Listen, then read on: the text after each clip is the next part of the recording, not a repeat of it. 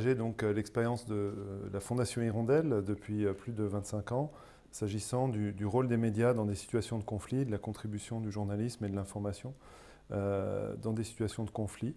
Je voudrais d'abord dire en préambule que la Fondation Hirondelle aujourd'hui, actuellement, n'a pas de projet en Libye, mais nous avons travaillé notamment en 2016 et 2017 avec à la demande d'une association libyenne de défense des droits humains qui nous avait contactés. Nous avons essayé de développer ensemble des idées de projets, d'analyser avec des collègues à moi qui étaient allés non pas en Libye pour des raisons de sécurité, mais à Tunis à l'époque pour rencontrer un certain nombre d'acteurs et analyser la situation médiatique en Libye. Donc on a essayé de développer des pistes de projets qui n'ont pas pu se concrétiser parce que de notre côté, les conditions nécessaires à mettre en place un projet médiatique qui puisse avoir un impact positif dans ce pays à l'époque n'était pas réuni pour nous. On n'avait pas non plus réussi à obtenir tous les soutiens nécessaires, mais nous avons continué à suivre la situation. Et donc aujourd'hui, ma présentation n'est pas spécifiquement concentrée sur la Libye. Il s'agit plus de partager des expériences, des lessons learned, comme on dit, sur le rôle des médias dans des situations de conflit qui ont un certain nombre de similarités avec la situation libyenne, de rappeler aussi juste quelques éléments sur la situation des médias en Libye sur base des derniers rapports qui ont été faits à ce sujet, pour peut-être susciter des questions et des pistes de réflexion autour de contributions des médias ou de l'information aujourd'hui à la situation en Libye. Donc, pour commencer mon intervention, j'ai mis sur cette première diapo une photo, non pas de la Libye, mais d'un pays voisin dont vous avez parlé, Monsieur le Ministre, qui est la Tunisie. C'est une photo qui avait été prise en 2015 à Gafsa, lors d'une manifestation avec une journaliste tunisienne de la radio publique tunisienne que nous soutenions à l'époque, que la Fondation Hirondelle soutenait. On a eu un programme pendant 5 ans en Tunisie pour aider à la réforme des antennes régionales de la radio publique tunisienne. Et cette photo, je l'ai mise là parce que bon, c'est un pays voisin de la Libye, mais surtout parce qu'elle exprime le besoin parfois vital d'information pour des populations qui sont confrontées à des crises majeures. Un besoin d'information, un besoin d'information pour savoir qu'est-ce qui se passe simplement dans mon environnement, là où je vis, et aussi un besoin de pouvoir s'exprimer, de pouvoir faire entendre sa voix et de pouvoir dialoguer avec la population. Ça, l'information, le dialogue, c'est un peu nos deux mots-clés pour essayer d'exprimer à quoi peuvent contribuer des médias quand ils sont mis en œuvre de manière professionnelle par des journalistes notamment, dont c'est le métier, dans des contextes très compliqués, à quoi peuvent-ils contribuer? Notamment dans des contextes de conflit. Mais il faut aussi le dire, dans ces contextes de conflit, comme vous le savez, les médias peuvent aussi contribuer au pire. Vous avez sans doute entendu parler, et vous connaissez sans doute le concept de médias de la haine. Donc j'ai voulu quand même rappeler au préalable que dans pas mal de contextes de conflit, les médias peuvent contribuer au pire, peuvent contribuer à la haine et au clivage. J'ai cité là des cas tristement célèbres, mais qui sont aussi des situations dans lesquelles nous, à la Fondation Hirondelle, on a été amenés à travailler, à intervenir ou à analyser, sur lesquels on a réfléchi. Bon, le Rwanda, lors du génocide en 1994, un génocide qui avait été quand même fortement soutenu et auquel, hélas, avait contribué la radio Mille Collines, le média de la haine. C'est un peu, hélas, à ce moment-là que ce concept est né, tristement. Mais depuis le Rwanda, depuis 30 ans, dans pas mal d'autres contextes, en Côte d'Ivoire, au moment de la crise ivoirienne, les médias, beaucoup de médias ivoiriens ont contribué au clivage politique et aussi ethnique et communautaire entre le nord et le sud du pays. Au Sahel aujourd'hui, dans des pays où nous intervenons, j'y reviendrai tout à l'heure, il y a pas mal de médias aussi qui ont contribué, qui contribuent encore parfois à diffuser des messages de haine ou des messages de groupes extrémistes, mais aussi en dehors de l'Afrique, en Ukraine, dans un tout autre contexte, et toujours aujourd'hui, dans le cadre du conflit en Ukraine, les médias aussi, un certain nombre de médias en tout cas, relayent des points de vue très clivants et contribuent à accentuer le conflit et les préjugés entre les populations du pays. Au Myanmar, en Asie, on en a pas mal parlé aussi depuis 2 ans sur les réseaux sociaux notamment. Un certain nombre de propos et de médias ont relayé des messages de haine visant la communauté Rohingya. Et puis, hélas, bon, la liste n'est pas exhaustive. On a connu cela et on connaît cela dans pas mal de contextes, et même dans nos pays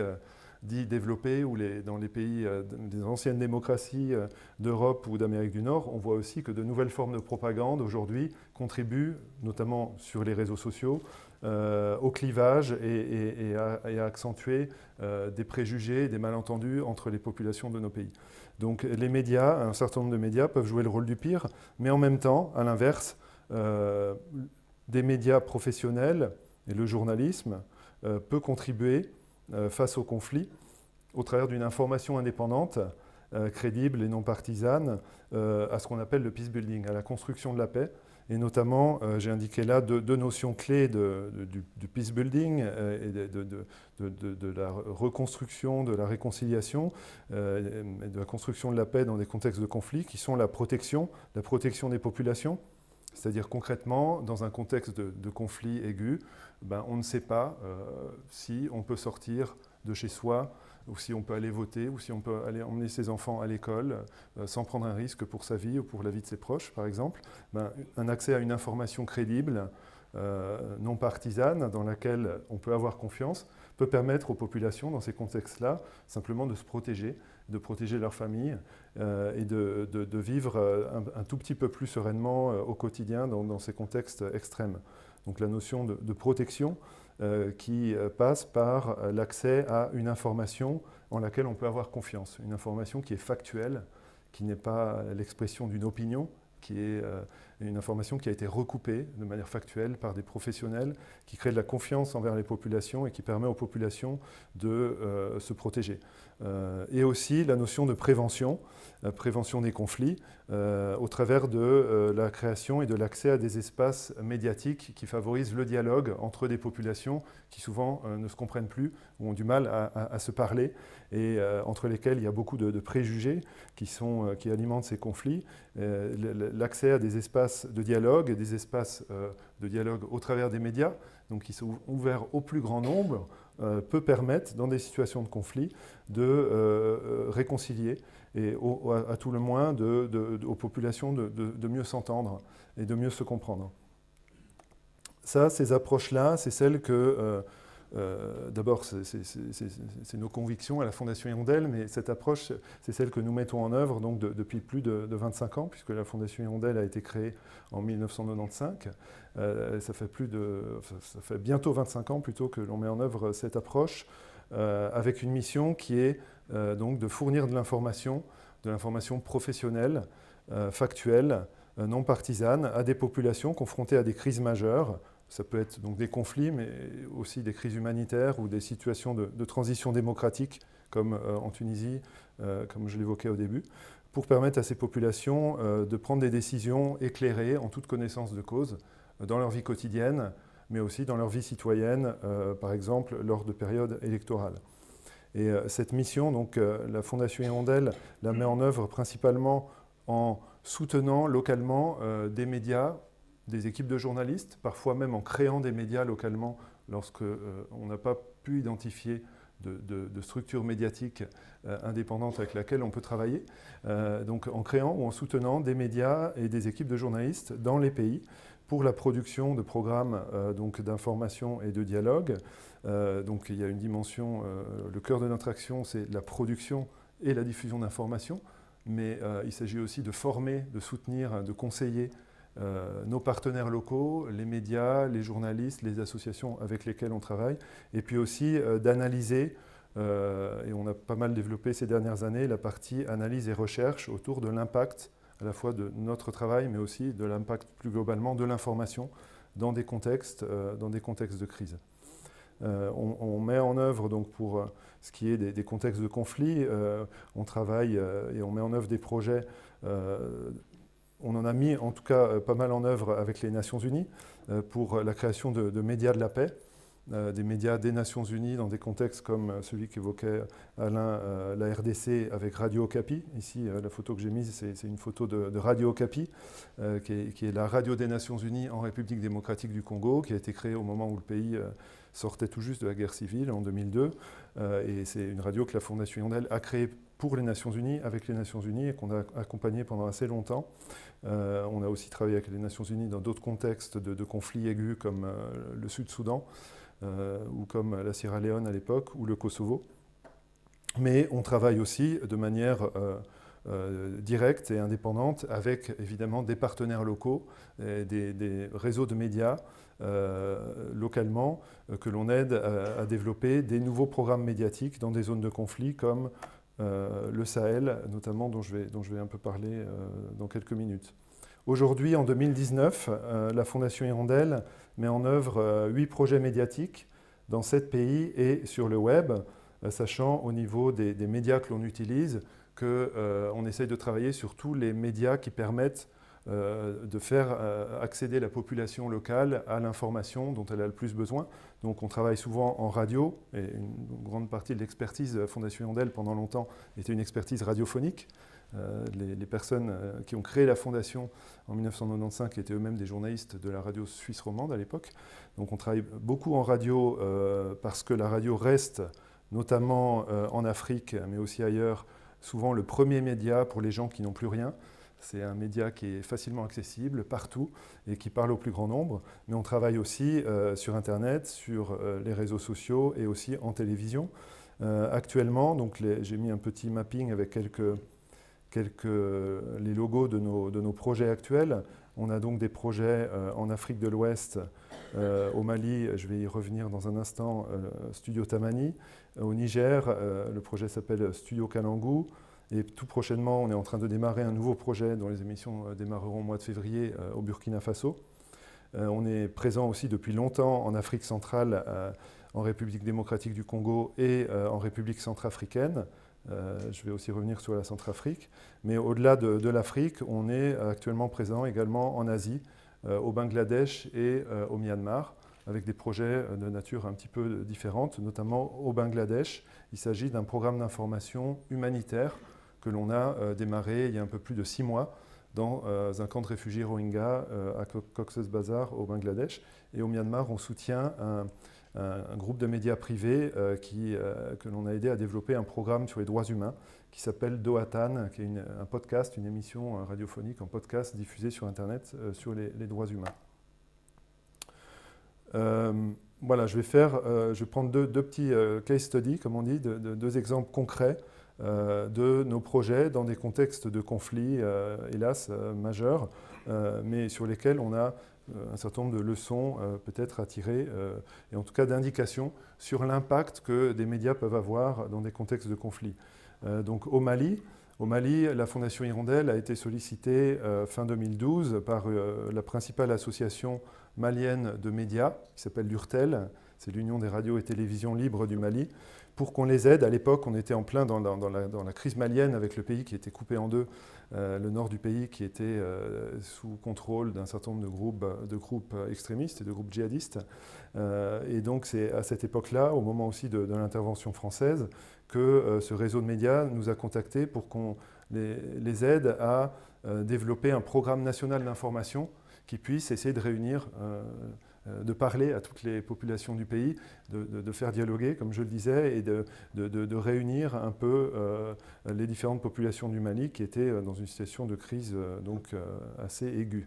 Et ce programme, on l'a développé avec eux, on l'a démarré au mois d'août 2013, il s'appelle Studio Tamani. C'est un programme radiophonique quotidien de 3 heures, avec 1 heure de programme le matin et 2 heures le soir, dans 5 langues nationales, qui est produit intégralement par des équipes de journalistes maliens, puisque dans notre approche,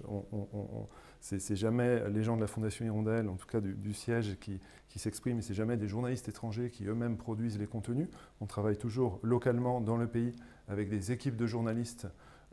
que l'on va former, que l'on va accompagner pour produire les informations locales qui parlent à la population. Donc au Mali, on a actuellement une équipe d'une 30aine de journalistes maliens de toutes les origines ethniques, du pays, avec pas mal de jeunes, mais des gens aussi plus âgés, pas mal de femmes. On essaye d'être le plus représentatif aussi, que nos rédactions soient les plus représentatives des sociétés dans lesquelles on est. Et donc cette équipe produit un programme tous les jours qui est diffusé actuellement par 70 radios à travers le pays, donc dans toutes les régions du pays, avec une diffusion en direct qui permet d'avoir une connexion directe et un impact direct auprès des populations. Ce programme, il est composé de journaux d'information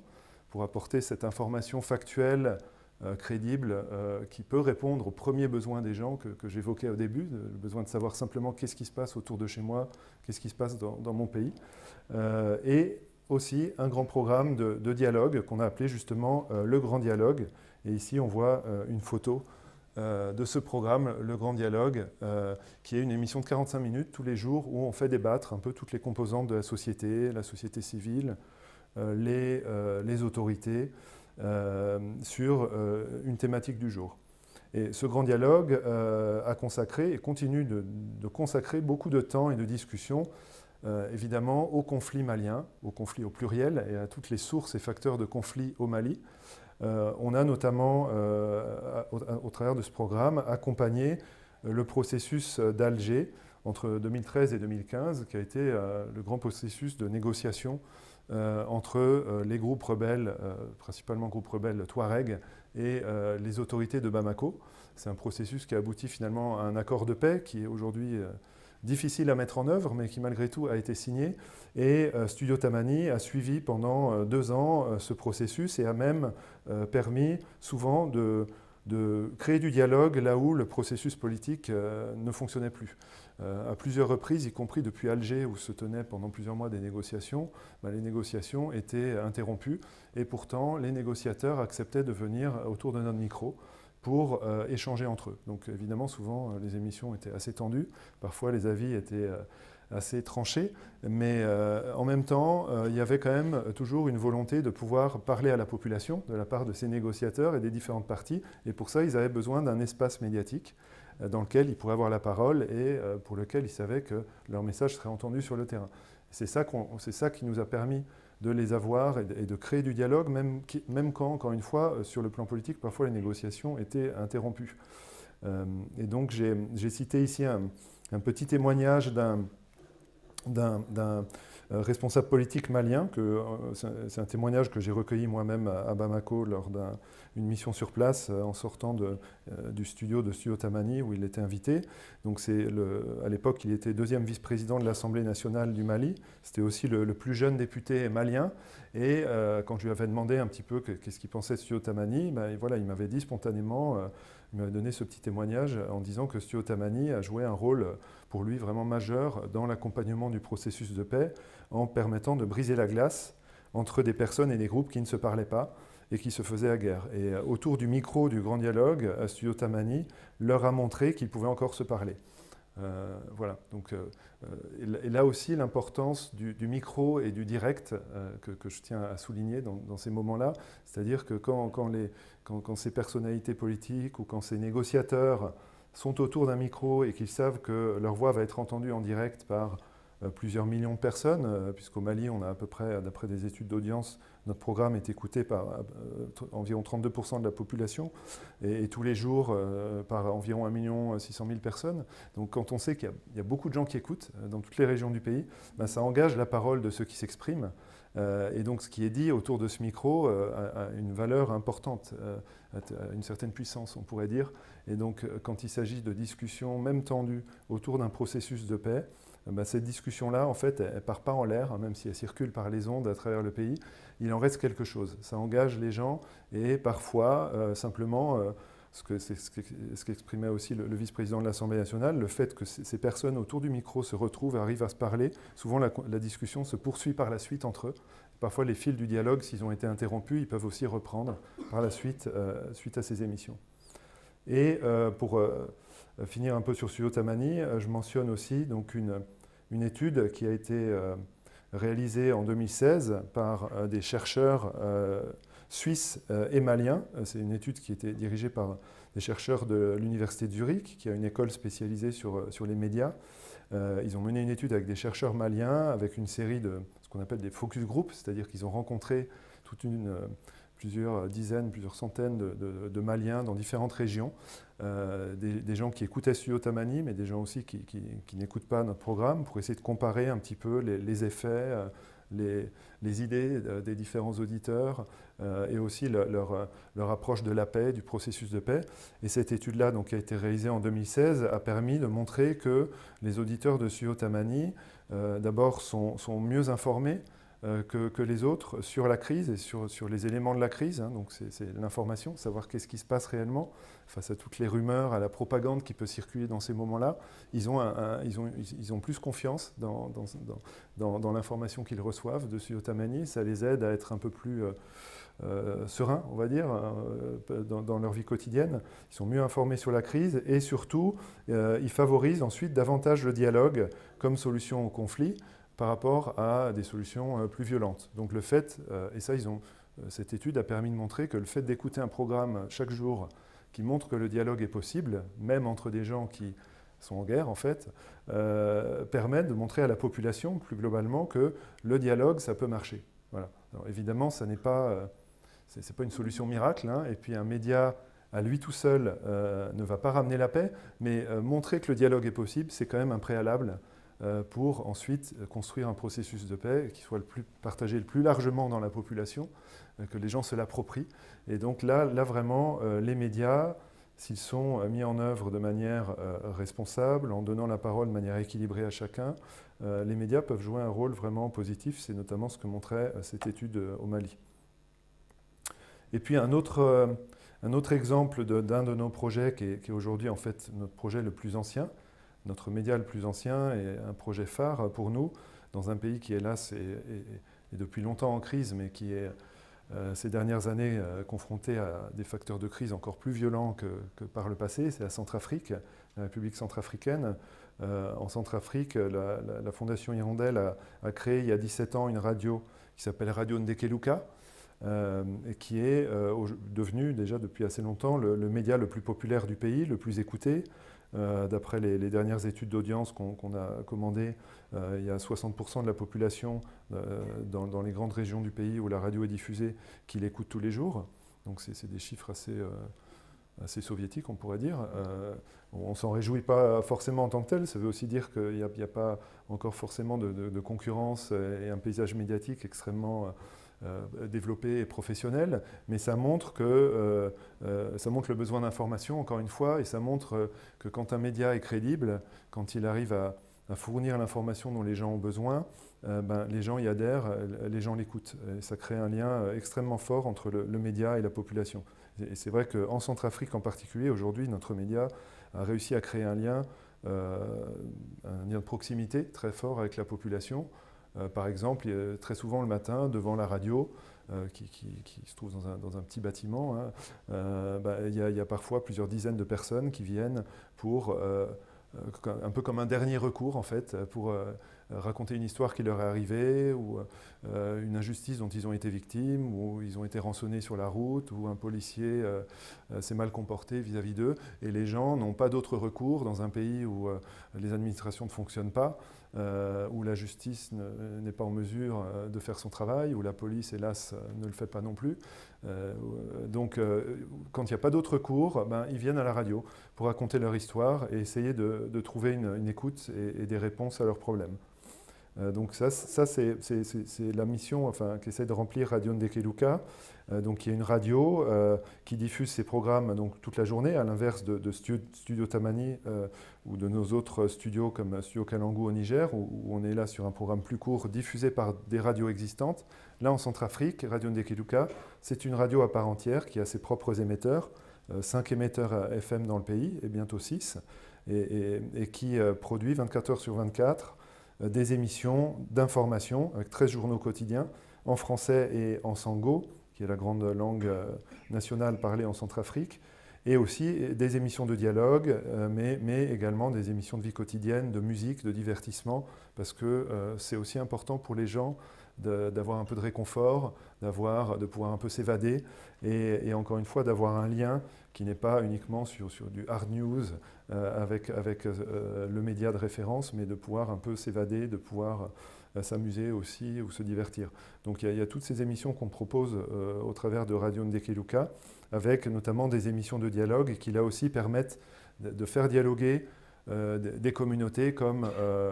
les communautés chrétiennes et musulmanes en Centrafrique, qui, comme vous le savez, sont depuis quelques années en conflit, en tout cas entre lesquels c'est nettement plus tendu qu'avant. Et là, on arrive à réunir régulièrement, et c'est encore le cas en ce moment, des représentants religieux, des catholiques, musulmans, protestants, qui viennent en direct pour appeler à la paix, par exemple, quand des situations de conflit se présentent, et pour dialoguer entre eux. On montre que le dialogue, y compris là, il s'agit de dialogue religieux, le dialogue est aussi possible dans ces contextes-là. Voilà pour un petit peu présenter le travail de la Fondation Hirondelle et ce qu'on fait concrètement. Maintenant, je vais quand même partager quelques éléments d'information sur la Libye, sachant encore une fois que nous n'y sommes pas actuellement actifs, mais que nous avons dans le passé eu des contacts localement, et puis on continue de suivre au travers des rapports qui sont faits la situation médiatique dans le pays. Donc,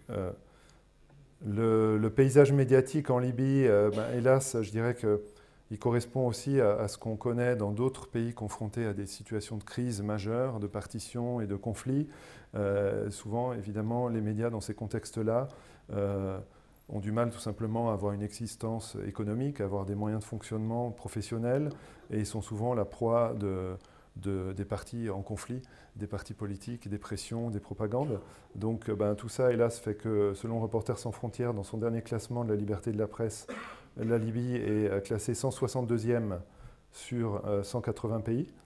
La déclaration constitutionnelle d'août 2011 officiellement offre une certaine... reconnaît la liberté d'opinion et offre une certaine protection à la liberté d'opinion et de communication et aux médias, même si dans la réalité, évidemment, ces bonnes dispositions ne sont pas réellement mises en œuvre. Et dans son dernier rapport, dans son rapport de 2017 également sur la liberté de la presse, Freedom House, qui est une autre grande ONG de défense de la liberté de la presse, classe le pays comme ne respectant pas la liberté de la presse. Et du fait de la guerre civile, localement, il y a peu d'organisations professionnelles, indépendantes, qui sont en mesure de défendre les intérêts des journalistes et l'accès à une information libre. Mais on peut citer malgré tout le Libyan Center for Freedom of the Press, qui est le partenaire en Libye de Reporters sans frontières. Au niveau du travail de la presse internationale dans le pays, actuellement, la situation évidemment est très compliquée, bon, bien entendu pour des raisons de sécurité déjà, mais aussi par rapport à la situation politique et administrative et aux pressions qui sont mises sur les journalistes étrangers qui souhaitent se rendre en Libye ou sur les correspondants aussi libyens de médias internationaux. La situation s'est même compliquée ces 2 dernières années avec l'obligation d'obtenir un visa de presse qui est souvent très difficile à obtenir, processus qui prend beaucoup de temps. On connaît aussi ces situations-là dans d'autres pays dans lesquels nous travaillons. Par exemple en République démocratique du Congo aussi aujourd'hui évidemment, et ces derniers temps c'est devenu compliqué de travailler en tant que journaliste et d'obtenir des visas, notamment si on est un journaliste étranger qui veut venir travailler dans le pays. Donc c'est des situations un peu qu'on connaît ailleurs. En Libye, depuis juin 2018, en particulier les correspondants des médias étrangers à Tripoli ont vu leurs accréditations annulées en attendant la mise en place officiellement d'une nouvelle procédure. Selon Reporters sans frontières, toujours dans son dernier rapport, toutes ces pressions politiques et administratives mettent aussi directement la vie des journalistes en danger lorsqu'ils veulent travailler en Libye aujourd'hui. Et puis au niveau des médias locaux, bien entendu, la situation que Monsieur le ministre décrivait fait qu'il y a peu de médias aujourd'hui indépendants, de médias indépendants qui travaillent en Libye. La plupart des partis en présence, évidemment, ont des médias à leur solde. Par ailleurs, comme je le disais, la situation du pays fait qu'il est encore plus compliqué pour des médias de trouver une certaine viabilité économique et de fonctionner de manière indépendante dans ce contexte. Et au niveau sécuritaire, les attaques de médias, l'enlèvement et aussi l'assassinat de journalistes restent hélas une réalité qui fait que beaucoup de journalistes libyens se sont aussi exilés à l'étranger. On note notamment au niveau des sites d'information, il y a un certain nombre de sites d'information basés en Libye, mais beaucoup aussi sont basés à l'étranger. Et bien que les chiffres d'accès à Facebook sont assez importants en Libye, cela dit, le taux de pénétration de Internet, par ailleurs, est estimé à 20% en 2016. Bien entendu, l'accès à Internet est aussi compliqué du fait du conflit et du fait de la faiblesse des infrastructures de télécommunication. Voilà, donc pour finir, je voulais juste revenir un petit peu, faire une synthèse de ce que j'ai dit et peut-être des leçons à tirer ou des questionnements à se poser si on réfléchit à une intervention ou un programme médiatique dans un contexte comme celui de la Libye, un contexte de conflit. Donc comme je l'ai dit au début, dans un tel contexte, les besoins en termes d'accès à l'information sont souvent en fait, ce n'est pas forcément ceux qui sont pris en compte, les premiers en tout cas par la communauté internationale, par les grandes ONG ou par le secteur humanitaire, et pourtant ces besoins d'accès à l'information sont vitaux, puisque ce sont des besoins qui contribuent à la protection des populations, à la prévention aussi potentielle des conflits ou de l'escalade des conflits, et ces besoins passent par la création de liens de confiance entre la population et les médias, et cette confiance doit venir de la crédibilité de l'information. Une information avant tout qui doit être factuelle, non partisane, qui doit permettre de créer cette confiance et de répondre aux besoins d'information pour la protection des populations. Donc dans un contexte de conflit, on a souvent tendance à ne pas penser forcément au rôle de l'information et des médias, et pourtant ce rôle est assez vital et crucial. Par contre, pour pouvoir répondre à ces besoins, il est important de pouvoir, selon notre approche et notre expérience, travailler dans le pays, localement et aussi à une échelle nationale, comme je l'illustrais avec le Mali, pour essayer de pouvoir créer un dialogue entre des régions, des populations qui sont parfois en conflit ouvert. Il faut pouvoir donc travailler dans le pays avec des équipes locales qui parlent les langues du pays, qui connaissent les besoins d'information de la population et qui vont réussir à faire dialoguer les populations du pays. Et c'est notamment pour cette raison-là, parce qu'en Libye, à l'époque où on a été contacté, il nous paraissait très difficile, voire impossible, de faire ce travail à l'échelle nationale dans des régions qui sont aujourd'hui en conflit. On n'a pas en tout cas réussi à trouver la bonne approche jusqu'ici. C'est l'une des raisons qui fait qu'on n'a pas réussi à développer jusqu'à présent ce projet en Libye, parce qu'il y a ce besoin vraiment de travailler dans le pays, de pouvoir avoir un certain impact à l'échelle nationale pour créer du dialogue,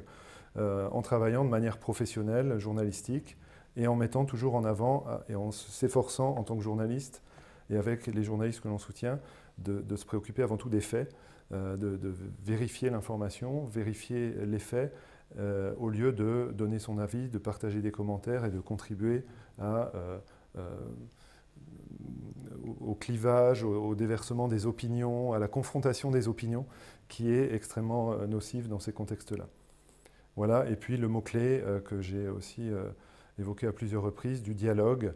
qui passe, lui, par la possibilité pour un projet médiatique dans ce contexte-là d'accompagner un processus de dialogue national. Et là aussi, c'était une de nos interrogations par rapport à la Libye. Je prenais là aussi l'exemple du Mali, où on a accompagné un processus de dialogue national, processus de paix. Si ce processus politiquement n'existe pas ou s'il est encore trop fragile, un média tout seul, évidemment, ne peut pas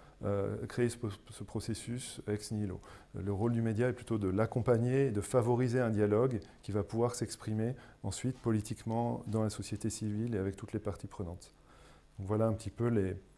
les leçons à tirer peut-être de notre approche et les questions qu'on peut se poser. Et j'espère que ça va susciter aussi des questions de votre part en complément de l'intervention de Monsieur le Ministre.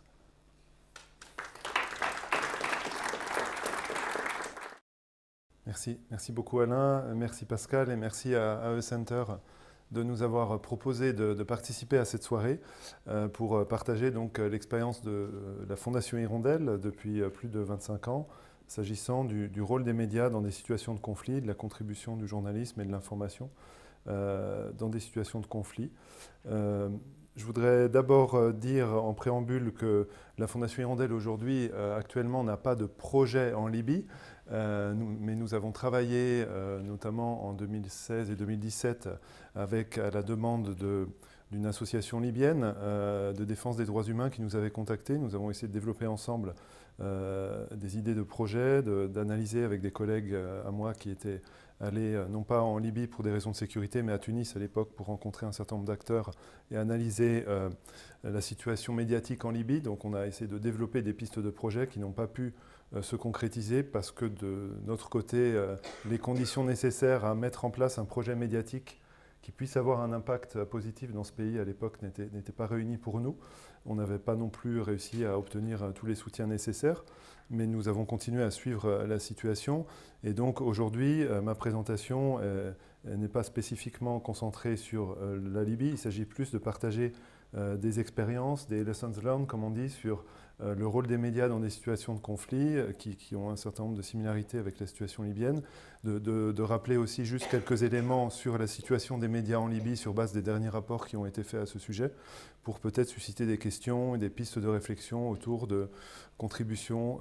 des médias ou de l'information aujourd'hui à la situation en Libye. Donc,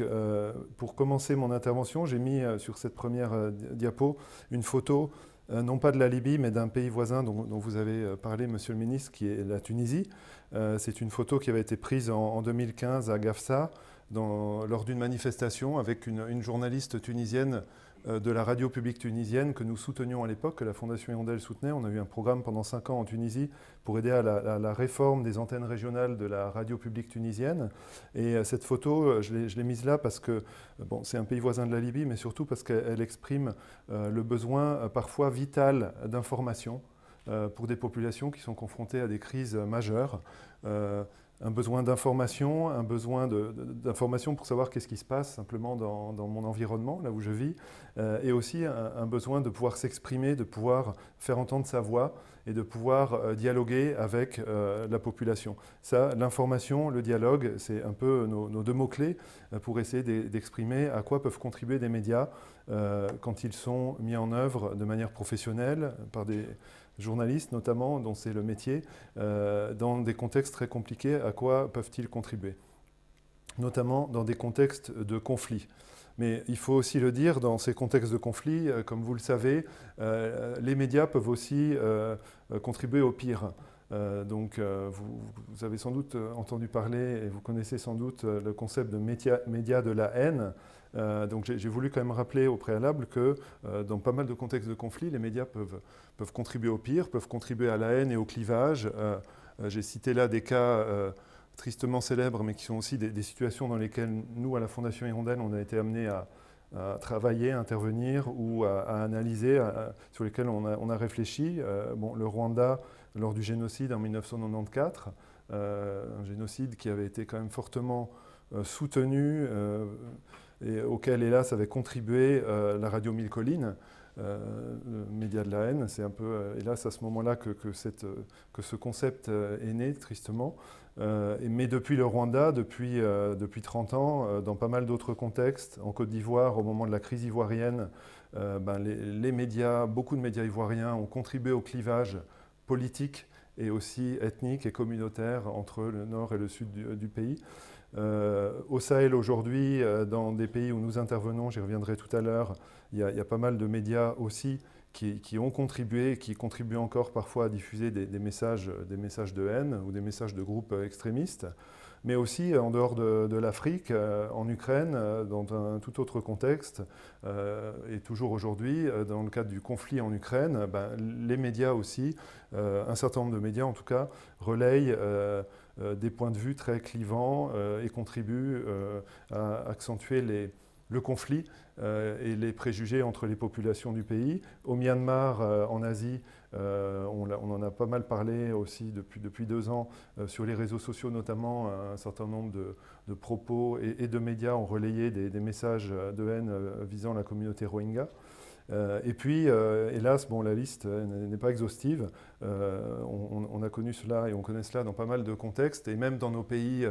dits développés ou dans les pays des anciennes démocraties d'Europe ou d'Amérique du Nord, on voit aussi que de nouvelles formes de propagande aujourd'hui contribuent, notamment sur les réseaux sociaux, au clivage et à accentuer des préjugés, des malentendus entre les populations de nos pays. Donc les médias, un certain nombre de médias peuvent jouer le rôle du pire, mais en même temps, à l'inverse, des médias professionnels et le journalisme peut contribuer face au conflit au travers d'une information indépendante, crédible et non partisane, à ce qu'on appelle le peace building, à la construction de la paix. Et notamment, j'ai indiqué là deux notions clés du peace building et de la reconstruction, de la réconciliation, et de la construction de la paix dans des contextes de conflit, qui sont la protection des populations. C'est-à-dire concrètement, dans un contexte de conflit aigu, ben, on ne sait pas si on peut sortir de chez soi, ou si on peut aller voter, ou si on peut aller emmener ses enfants à l'école sans prendre un risque pour sa vie ou pour la vie de ses proches, par exemple. Ben, un accès à une information crédible, non partisane, dans laquelle on peut avoir confiance, peut permettre aux populations, dans ces contextes-là, simplement de se protéger, de protéger leur famille et de vivre un tout petit peu plus sereinement au quotidien dans ces contextes extrêmes. Donc la notion de protection qui passe par l'accès à une information en laquelle on peut avoir confiance, une information qui est factuelle, qui n'est pas l'expression d'une opinion, qui est une information qui a été recoupée de manière factuelle par des professionnels, qui crée de la confiance envers les populations et qui permet aux populations de se protéger. Et aussi la notion de prévention des conflits, au travers de la création et de l'accès à des espaces médiatiques qui favorisent le dialogue entre des populations qui souvent ne se comprennent plus ou ont du mal à se parler et entre lesquelles il y a beaucoup de préjugés qui alimentent ces conflits. L'accès à des espaces de dialogue et des espaces de dialogue au travers des médias, donc qui sont ouverts au plus grand nombre,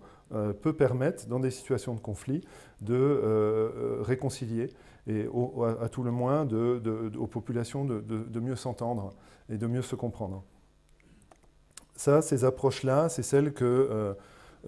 D'abord, c'est nos convictions à la Fondation Hirondelle, mais cette approche, c'est celle que nous mettons en œuvre donc, depuis plus de 25 ans, puisque la Fondation Hirondelle a été créée en 1995.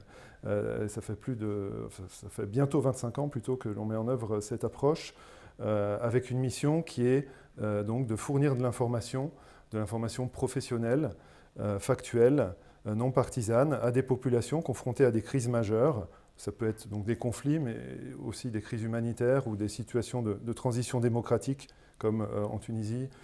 comme je l'évoquais au début, pour permettre à ces populations de prendre des décisions éclairées, en toute connaissance de cause, dans leur vie quotidienne, mais aussi dans leur vie citoyenne, par exemple lors de périodes électorales. Et cette mission, donc, la Fondation Hirondelle la met en œuvre principalement en soutenant localement des médias, des équipes de journalistes, parfois même en créant des médias localement lorsqu'on n'a pas pu identifier de structures médiatiques indépendantes avec laquelle on peut travailler. Donc en créant ou en soutenant des médias et des équipes de journalistes dans les pays pour la production de programmes d'information et de dialogue. Donc il y a une dimension, le cœur de notre action, c'est la production et la diffusion d'informations, mais il s'agit aussi de former, de soutenir, de conseiller nos partenaires locaux, les médias, les journalistes, les associations avec lesquelles on travaille, et puis aussi d'analyser, et on a pas mal développé ces dernières années, la partie analyse et recherche autour de l'impact à la fois de notre travail, mais aussi de l'impact plus globalement de l'information dans des contextes de crise. On met en œuvre, donc pour ce qui est des contextes de conflit, on travaille et on met en œuvre des projets. On en a mis en tout cas pas mal en œuvre avec les Nations Unies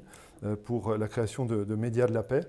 des médias des Nations Unies dans des contextes comme celui qu'évoquait Alain, la RDC avec Radio Okapi. Ici, la photo que j'ai mise, c'est une photo de Radio Okapi, qui est la radio des Nations Unies en République démocratique du Congo, qui a été créée au moment où le pays sortait tout juste de la guerre civile en 2002. Et c'est une radio que la Fondation Hirondelle a créée pour les Nations Unies, avec les Nations Unies, et qu'on a accompagné pendant assez longtemps. On a aussi travaillé avec les Nations Unies dans d'autres contextes de conflits aigus comme le Sud-Soudan,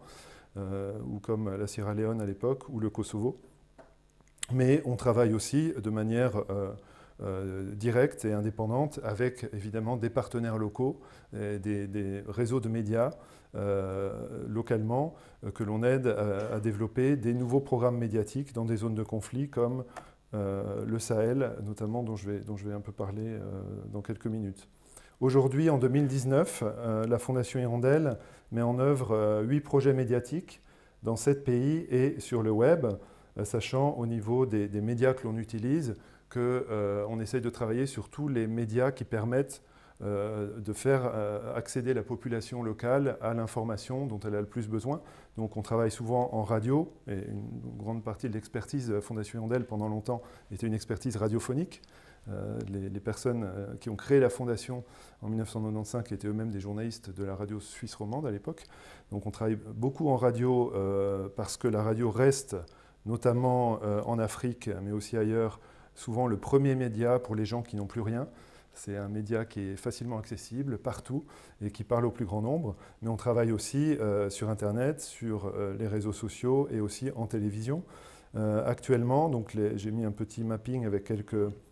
les logos de nos projets actuels. On a donc des projets en Afrique de l'Ouest, au Mali, je vais y revenir dans un instant, Studio Tamani. Au Niger, le projet s'appelle Studio Kalangu. Et tout prochainement, on est en train de démarrer un nouveau projet dont les émissions démarreront au mois de février au Burkina Faso. On est présent aussi depuis longtemps en Afrique centrale, en République démocratique du Congo et en République centrafricaine. Je vais aussi revenir sur la Centrafrique. Mais au-delà de l'Afrique, on est actuellement présent également en Asie, au Bangladesh et au Myanmar, avec des projets de nature un petit peu différente, notamment au Bangladesh. Il s'agit d'un programme d'information humanitaire que l'on a démarré il y a un peu plus de 6 mois dans un camp de réfugiés Rohingyas à Cox's Bazar au Bangladesh. Et au Myanmar, on soutient un groupe de médias privés que l'on a aidé à développer un programme sur les droits humains qui s'appelle Dohatan, qui est un podcast, une émission radiophonique en podcast diffusée sur Internet sur les droits humains. Voilà, je vais prendre deux petits case studies, comme on dit, deux exemples concrets de nos projets dans des contextes de conflits, hélas, majeurs, mais sur lesquels on a un certain nombre de leçons peut-être à tirer, et en tout cas d'indications sur l'impact que des médias peuvent avoir dans des contextes de conflit. Donc au Mali, la Fondation Hirondelle a été sollicitée fin 2012 par la principale association malienne de médias, qui s'appelle l'URTEL, c'est l'Union des radios et télévisions libres du Mali, pour qu'on les aide. À l'époque, on était en plein dans la crise malienne avec le pays qui était coupé en deux, le nord du pays qui était sous contrôle d'un certain nombre de groupes extrémistes et de groupes djihadistes. Et donc c'est à cette époque-là, au moment aussi de l'intervention française, que ce réseau de médias nous a contactés pour qu'on les aide à développer un programme national d'information qui puisse essayer de réunir, de parler à toutes les populations du pays, de faire dialoguer, comme je le disais, et de réunir un peu les différentes populations du Mali qui étaient dans une situation de crise donc assez aiguë. Et ce programme, on l'a développé avec eux, on l'a démarré au mois d'août 2013, il s'appelle Studio Tamani. C'est un programme radiophonique quotidien de 3 heures, avec 1 heure de programme le matin et 2 heures le soir, dans 5 langues nationales, qui est produit intégralement par des équipes de journalistes maliens, puisque dans notre approche, c'est jamais les gens de la Fondation Hirondelle, en tout cas du siège, qui s'expriment, et c'est jamais des journalistes étrangers qui eux-mêmes produisent les contenus. On travaille toujours localement dans le pays avec des équipes de journalistes que l'on va former, que l'on va accompagner pour produire les informations locales qui parlent à la population. Donc au Mali, on a actuellement une équipe d'une 30aine de journalistes maliens de toutes les origines ethniques du pays, avec pas mal de jeunes, mais des gens aussi plus âgés, pas mal de femmes. On essaye d'être le plus représentatif aussi, que nos rédactions soient les plus représentatives des sociétés dans lesquelles on est. Et donc cette équipe produit un programme tous les jours qui est diffusé actuellement par 70 radios à travers le pays, donc dans toutes les régions du pays, avec une diffusion en direct qui permet d'avoir une connexion directe et un impact direct auprès des populations. Ce programme, il est composé de journaux d'information pour apporter cette information factuelle, crédible, qui peut répondre aux premiers besoins des gens que j'évoquais au début, le besoin de savoir simplement qu'est-ce qui se passe autour de chez moi, qu'est-ce qui se passe dans mon pays. Et aussi un grand programme de dialogue qu'on a appelé justement le Grand Dialogue. Et ici, on voit une photo de ce programme, le Grand Dialogue, qui est une émission de 45 minutes tous les jours où on fait débattre un peu toutes les composantes de la société civile, les autorités, sur une thématique du jour. Et ce Grand Dialogue a consacré et continue de consacrer beaucoup de temps et de discussions évidemment au conflit malien, au conflit au pluriel et à toutes les sources et facteurs de conflit au Mali. On a notamment,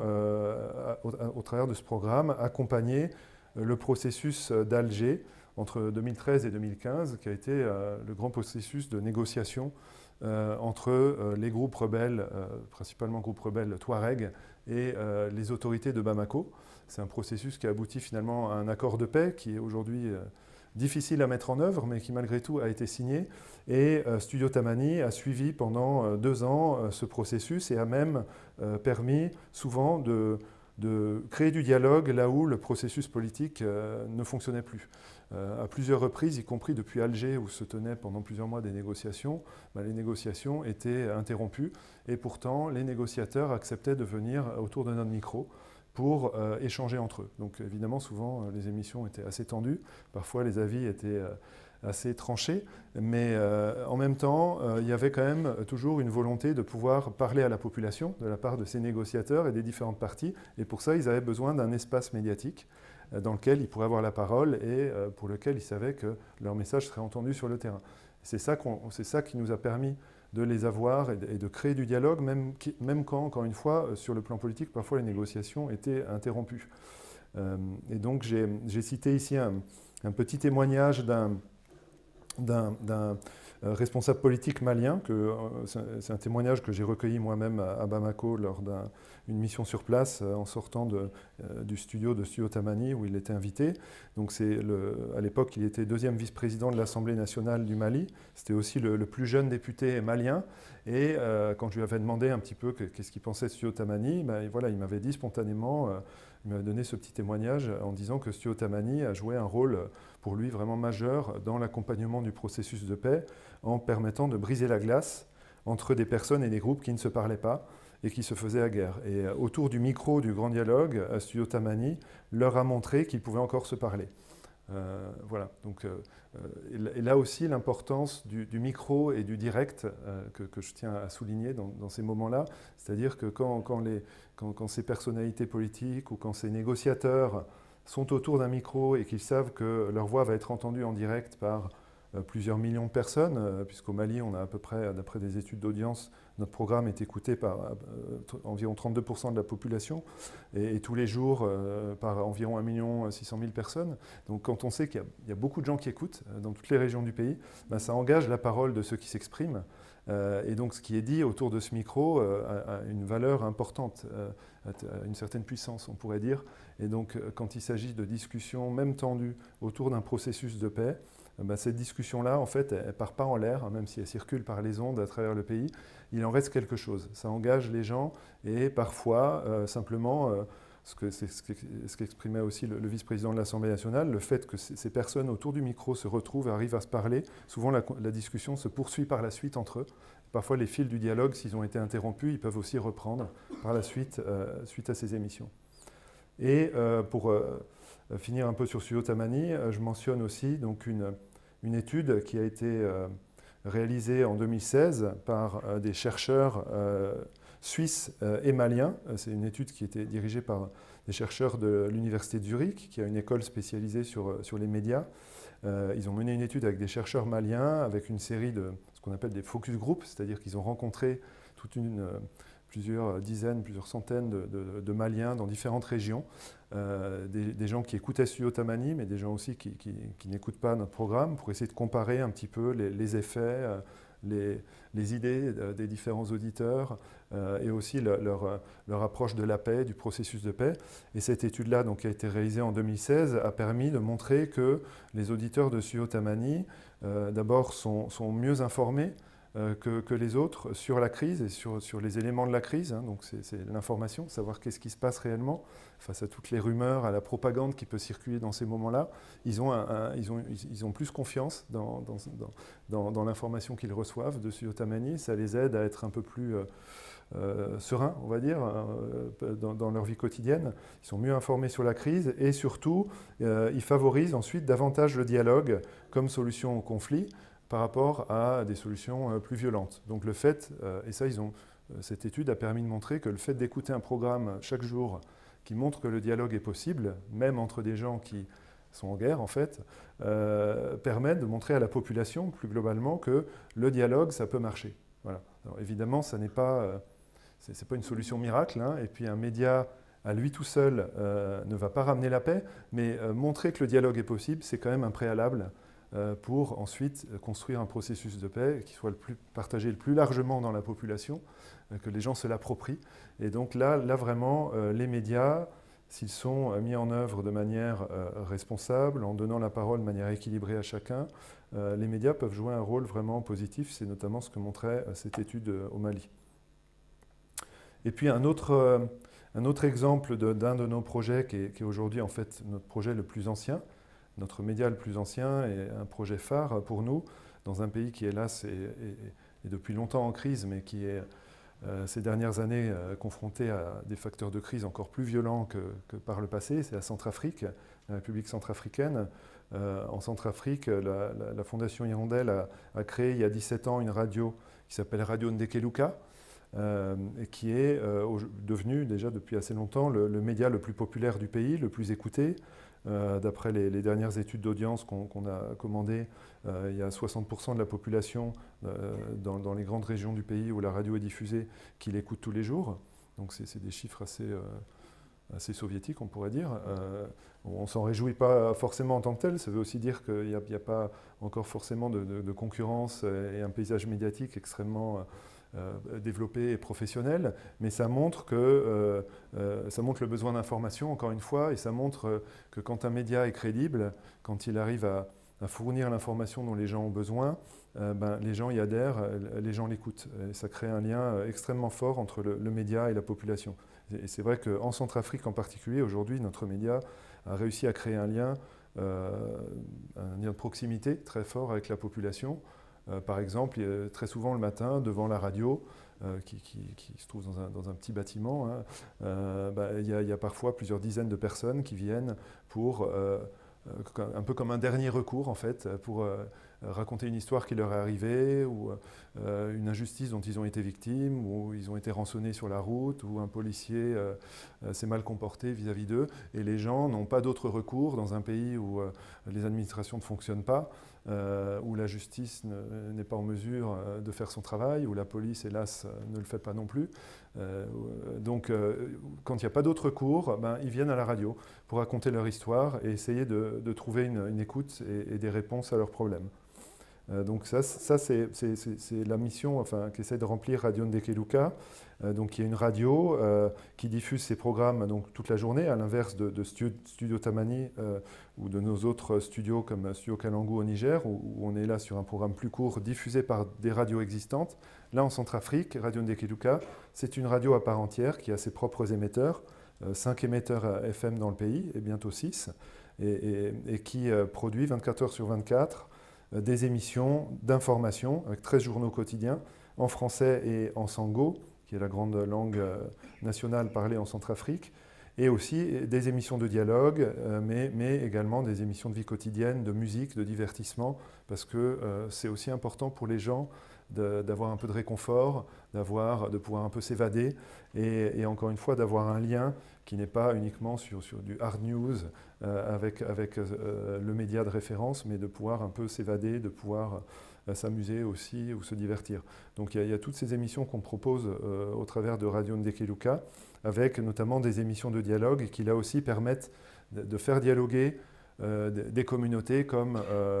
les communautés chrétiennes et musulmanes en Centrafrique, qui, comme vous le savez, sont depuis quelques années en conflit, en tout cas entre lesquels c'est nettement plus tendu qu'avant. Et là, on arrive à réunir régulièrement, et c'est encore le cas en ce moment, des représentants religieux, des catholiques, musulmans, protestants, qui viennent en direct pour diffuser appeler à la paix, par exemple, quand des situations de conflit se présentent, et pour dialoguer entre eux. On montre que le dialogue, y compris là, il s'agit de dialogue religieux, le dialogue est aussi possible dans ces contextes-là. Voilà pour un petit peu présenter le travail de la Fondation Hirondelle et ce qu'on fait concrètement. Maintenant, je vais quand même partager quelques éléments d'information sur la Libye, sachant encore une fois que nous n'y sommes pas actuellement actifs, mais que nous avons dans le passé eu des contacts localement, et puis on continue de suivre au travers des rapports qui sont faits la situation médiatique dans le pays. Donc, le paysage médiatique en Libye, hélas, je dirais qu'il correspond aussi à ce qu'on connaît dans d'autres pays confrontés à des situations de crise majeures, de partition et de conflits. Souvent, évidemment, les médias dans ces contextes-là ont du mal tout simplement à avoir une existence économique, à avoir des moyens de fonctionnement professionnels, et ils sont souvent la proie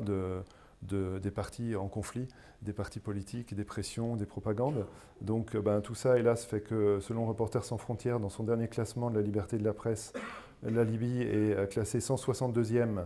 sur 180 pays. La déclaration constitutionnelle d'août 2011 officiellement offre une certaine...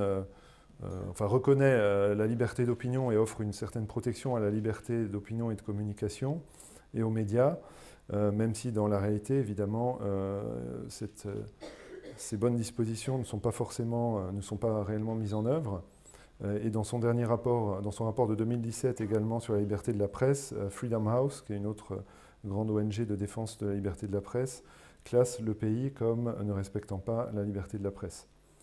Et du fait de la guerre civile, localement, il y a peu d'organisations professionnelles, indépendantes, qui sont en mesure de défendre les intérêts des journalistes et l'accès à une information libre. Mais on peut citer malgré tout le Libyan Center for Freedom of the Press, qui est le partenaire en Libye de Reporters sans frontières. Au niveau du travail de la presse internationale dans le pays, actuellement, la situation évidemment est très compliquée, bon, bien entendu pour des raisons de sécurité déjà, mais aussi par rapport à la situation politique et administrative et aux pressions qui sont mises sur les journalistes étrangers qui souhaitent se rendre en Libye ou sur les correspondants aussi libyens de médias internationaux. La situation s'est même compliquée ces 2 dernières années avec la demande l'obligation d'obtenir un visa de presse qui est souvent très difficile à obtenir, processus qui prend beaucoup de temps. On connaît aussi ces situations-là dans d'autres pays dans lesquels nous travaillons. Par exemple en République démocratique du Congo aussi aujourd'hui évidemment, et ces derniers temps c'est devenu compliqué de travailler en tant que journaliste et d'obtenir des visas, notamment si on est un journaliste étranger qui veut venir travailler dans le pays. Donc c'est des situations un peu qu'on connaît ailleurs. En Libye, depuis juin 2018, en particulier les correspondants des médias étrangers à Tripoli ont vu leurs accréditations annulées en attendant la mise en place officiellement d'une nouvelle procédure. Selon Reporters sans frontières, toujours dans son dernier rapport, toutes ces pressions politiques et administratives mettent aussi directement la vie des journalistes en danger lorsqu'ils veulent travailler en Libye aujourd'hui. Et puis au niveau des médias locaux, bien entendu, la situation que Monsieur le ministre décrivait fait qu'il y a peu de médias aujourd'hui indépendants, de médias indépendants qui travaillent en Libye. La plupart des partis en présence, évidemment, ont des médias à leur solde. Par ailleurs, comme je le disais, la situation du pays fait qu'il est encore plus compliqué pour des médias de trouver une certaine viabilité économique et de fonctionner de manière indépendante dans ce contexte. Et au niveau sécuritaire, les attaques de médias, l'enlèvement et aussi l'assassinat de journalistes restent hélas une réalité qui fait que beaucoup de journalistes libyens se sont aussi exilés à l'étranger. On note notamment au niveau des sites d'information. Il y a un certain nombre de sites d'information basés en Libye, mais beaucoup aussi sont basés à l'étranger. Et bien que les chiffres d'accès à Facebook sont assez importants en Libye, cela dit, le taux de pénétration de Internet, par ailleurs, est estimé à 20% en 2016. Bien entendu, l'accès à Internet est aussi compliqué du fait du conflit et du fait de la faiblesse des infrastructures de télécommunication. Voilà, donc pour finir, je voulais juste revenir un petit peu, faire un petit peu une synthèse de ce que j'ai dit et peut-être des leçons à tirer ou des questionnements à se poser si on réfléchit à une intervention ou un programme médiatique dans un contexte comme celui de la Libye, un contexte de conflit. Donc comme je l'ai dit au début, dans un tel contexte, les besoins en termes d'accès à l'information sont souvent en fait, ce n'est pas forcément ceux qui sont pris en compte, les premiers en tout cas par la communauté internationale, par les grandes ONG ou par le secteur humanitaire, et pourtant ces besoins d'accès à l'information sont vitaux, puisque ce sont des besoins qui contribuent à la protection des populations, à la prévention aussi potentielle des conflits ou de l'escalade des conflits, et ces besoins passent par la création de liens de confiance entre la population et les médias, et cette confiance doit venir de la crédibilité de l'information. L'information avant tout qui doit être factuelle, non partisane, qui doit permettre de créer cette confiance et de répondre aux besoins d'information pour la protection des populations. Donc dans un contexte de conflit, on a souvent tendance à ne pas penser forcément au rôle de l'information et des médias, et pourtant ce rôle est assez vital et crucial. Par contre, pour pouvoir répondre à ces besoins, il est important de pouvoir, selon notre approche et notre expérience, travailler dans le pays, localement et aussi à une échelle nationale, comme je